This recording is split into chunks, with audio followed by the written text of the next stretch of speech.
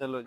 ਆਸ਼ਿਕ ਦਾ ਕਮ ਰੋਣਾ ਧੋਣਾ, ਵਾਹ। ਆਸ਼ਿਕ ਦਾ ਕਮ ਰੋਣਾ ਧੋਣਾ, ਤੇ ਬਿਨ ਰੋਣ ਤੋਂ ਨਹੀਂ ਮਨਜ਼ੂਰੀ। ਵਾਹ ਵਾਹ। ਦਿਲ ਰੋਵੇ ਭਾਵੇਂ ਅੱਖੀਆਂ ਰੋਵਣ, ਵਿੱਚ ਇਸ਼ਕ ਦੇ ਰੋਣ ਜ਼ਰੂਰ। ਕਿਆ ਬਾਤ।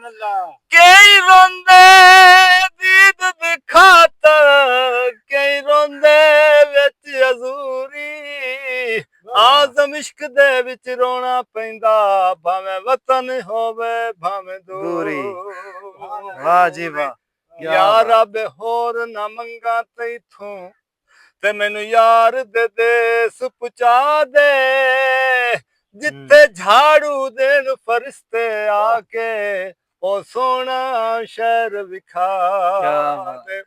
ਜਿੰਨਾ ਗਲੀਆਂ ਵਿੱਚ ਫਿਰਿਆ ਸੋਹਣਾ, ਉਹਨਾਂ ਗਲੀਆਂ ਦੀ ਖਾਕ ਬਣਾ ਦੇ। ਆਜ਼ਮ ਤੇ ਜੇ ਕਰਮ ਕਮਾਵੇਂ, ਇਹਨੂੰ ਯਾਰ ਦੀ ਦੀਦ ਕਰਾ ਦੇ। ਤੇ ਕੌਣ ਆਇਆ ਅੱਜ ਦੁਨੀਆ ਉੱਤੇ, ਹੋਈਆਂ ਗਲੀ ਗਲੀ ਰੁਸ਼ਨਾਈਆਂ, ਇਬਰਾਹੀਮੀ ਗੁਲਸ਼ਨ ਦੇ ਵਿੱਚ, ਤੇ ਅੱਜ ਅਜਬ ਬਹਾਰ ਆਇਆ। ਵਾਹ ਵਾਹ। ਤੇ ਜਿਸਨੂੰ ਹਾਸਲ ਕਰਨ ਦੀ ਖਾਤਰ, ਪਈਆਂ ਮੱਕੇ ਵਿੱਚ ਦੁਹਾਈਆਂ, ਆਜ਼ਮ ਲਾਲ ਹਲੀਮਾ ਲੈ ਗਈ, ਹੱਥ ਮਲਦੀਆਂ ਰਹਿ ਗਈਆਂ ਦਾਈਆਂ। ਟੁਰ ਪਈ ਹਲੀਮਾ ਅਰਬੀ ਨੂੰ ਚਾ ਕੇ, ਮਿਟ ਗਈਆਂ ਮੁੰਜਾਂ ਸਭੇ, ਸੀਨੇ ਨਾਲ ਲਾ ਕੇ। ਦੇਖ ਕੇ ਲਾਲ ਹਲੀਮਾ ਤਾਈ, ਤੇ ਬੀਬੀ ਆਮਨਾ ਨੇ ਫਰਮਾਇਆ, ਪਾਕ ਖਜ਼ੀਨਾ ਰਹਿਮਤਾਂ ਵਾਲਾ, ਤੇ ਮੈਂ ਝੋਲੀ ਤੇਰੀ ਵਿੱਚ ਪਾਇਆ। ਤੇ ਮੇਰੇ ਲਾਲ ਜਿਹਾ, ਲਾਲ ਜਿਹਾ ਪੁੱਤ ਸੋਹਣਾ, ਤੇ ਅੱਜ ਤਾਈਂ ਕਿਸੇ ਨਹੀਂ ਜਾਇਆ। ਪਾਕ ਮੁਹੰਮਦ ਵਰਗਾ ਆਸਫ ਨਹੀਂ ਆਉਣਾ ਨਹੀਂ ਆਇਆ। ਟੁਰ ਪਈ ਹਲੀਮਾ ਅਰਬੀ ਨੂੰ ਚਾ ਕੇ, ਮਿਟ ਗਈਆਂ ਮੁੰਜਾਂ ਸਭੇ,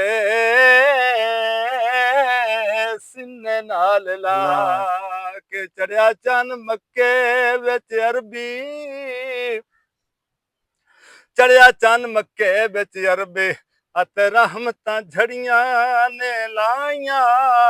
ਮਲਕ ਫਲਕ ਦੇ ਅੱਜ ਹੋਏ ਨੇ ਸਲਾਮੀ, ਅਤੇ ਹੂਰਾਂ ਦੇਣ ਵਧਾਈਆਂ। ਉੱਤੇ ਧਰਤੀ ਦੇ ਡਿੱਗ ਪਏ ਸਾਰੇ, ਜਦੋਂ ਦਿੱਤੀਆਂ ਨੂੰ ਰੁਸ਼ਨਾਈਆਂ। ਉਹ ਲਾਲ ਹਲੀਮਾ ਲੈ ਗਈ, ਹੱਥ ਮਲਦੀਆਂ ਰਹਿ ਗਈਆਂ ਦਾਈਆਂ। ਟੁੱਟਿਆਂ ਦਿਲਾਂ ਨੂੰ ਸੋਹਣਾ ਵਸੈ ਸੇ, ਦਰਦਮੰਦਾਂ ਦੇ ਦੁਖੜੇ ਵੰਡੈ ਸੀ। ਹੱਕ ਪੂਰੇ ਕਰਸੀ ਤੇਰੇ ਅਜੜ ਚਰਾ ਕੇ, ਟੁਰ ਪਈ ਹਲੀਮਾ ਸੋਹਣੇ ਨੂੰ ਚਾ ਕੇ।